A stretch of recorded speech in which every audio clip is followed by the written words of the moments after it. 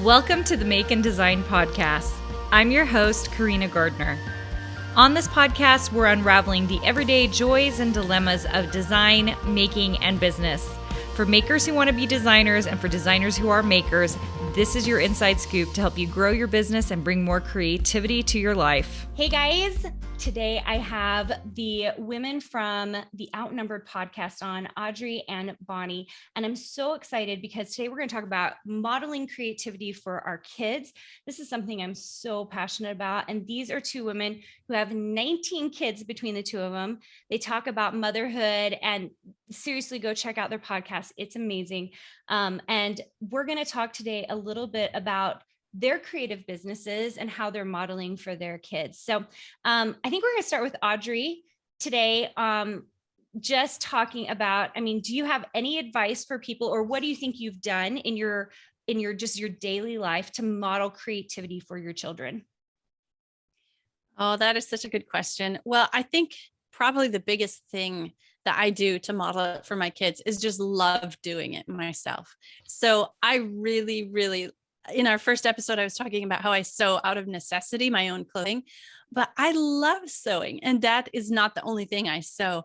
And I think my kids just seeing me, sneak away an extra 10 minutes here or there to sew something, and just showing them that I do this because I really like it so much is part of a way to model creativity for your kids. And I like to, I encourage my own kids a lot in their creative pursuits, whatever they are, design or art or whatever they happen to be doing, because I feel like I've benefited so much from creativity in my life that I want it in my kids' life too. It's like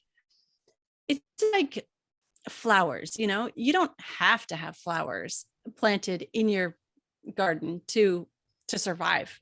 And in fact, can't even eat most flowers, but they add this extra element of joy to your life that just really can't be beat by anything else. And to me, I think that's what creativity is. I can survive life without creativity, but man, they add an extra element of joy that I just don't want my kids to miss out on.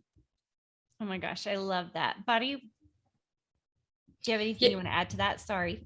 Yeah, I was going to say, you can survive without creative pursuits, but do you really want to? That sounds kind of like a miserable life, right?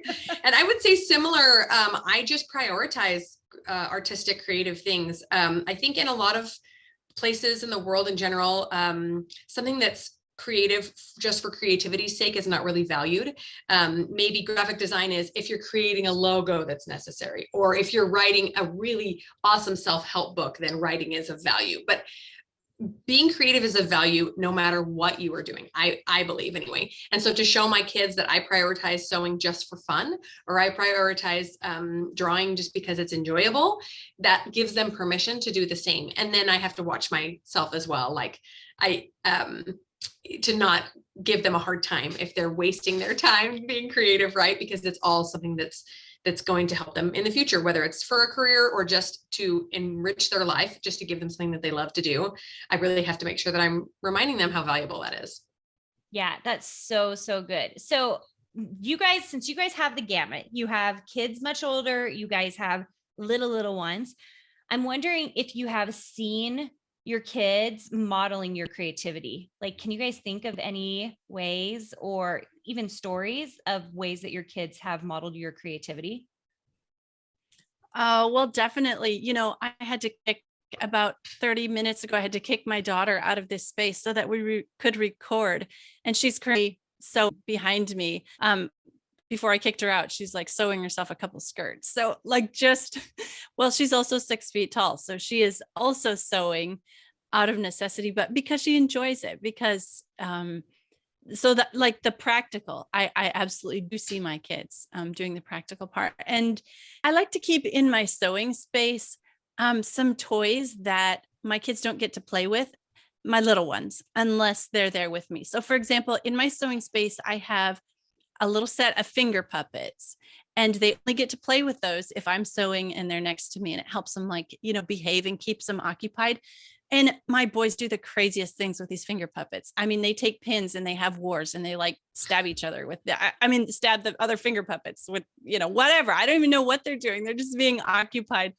And that's not the only little toy I have. I have a set of thread spools that has some printables I printed out, and they look like little animals, and you can mix and match. So it has a head on one and a foot on another and the body.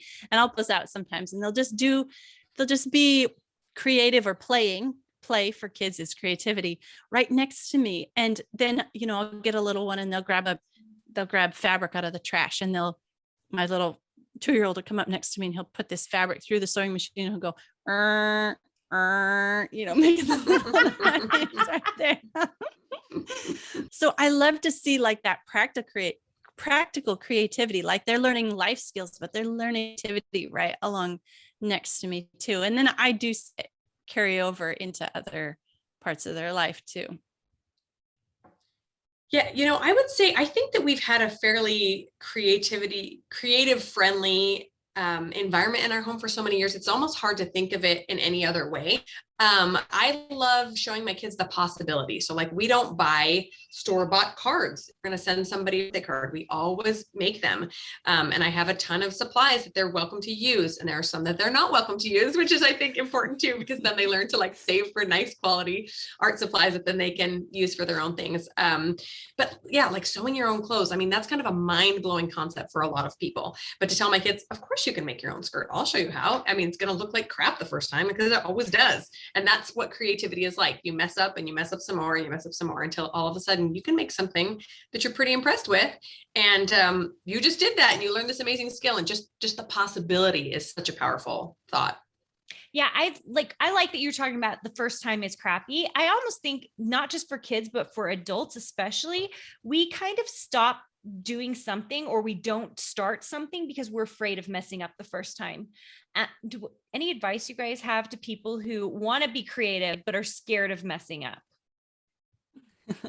Well, if it's sewing, start with little kid clothes, because it uses less fabric in your mistakes. And they'll wear something that looks stupid. You don't have to wear it. And love it. Like they'll wear it every day. They'll be like, no, don't tell anybody I made that for you.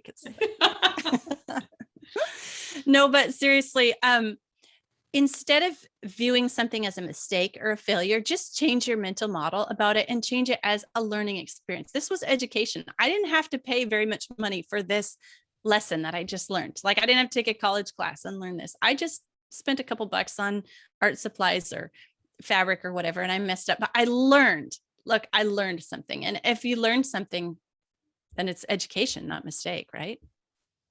Right. I would say the same thing. So too often as adults, we expect everything to be perfect all the time. And it's the dumbest mindset ever, because nothing is ever perfect. But earlier we were talking about the 10,000 hours rule. Like, if you need 10,000 hours to master something, then you're going to have probably 5,000 of them with projects that come out not exactly how you would have liked. And they're going to get better and better and better, but you're going to have to fail for a certain amount of time to ever get good.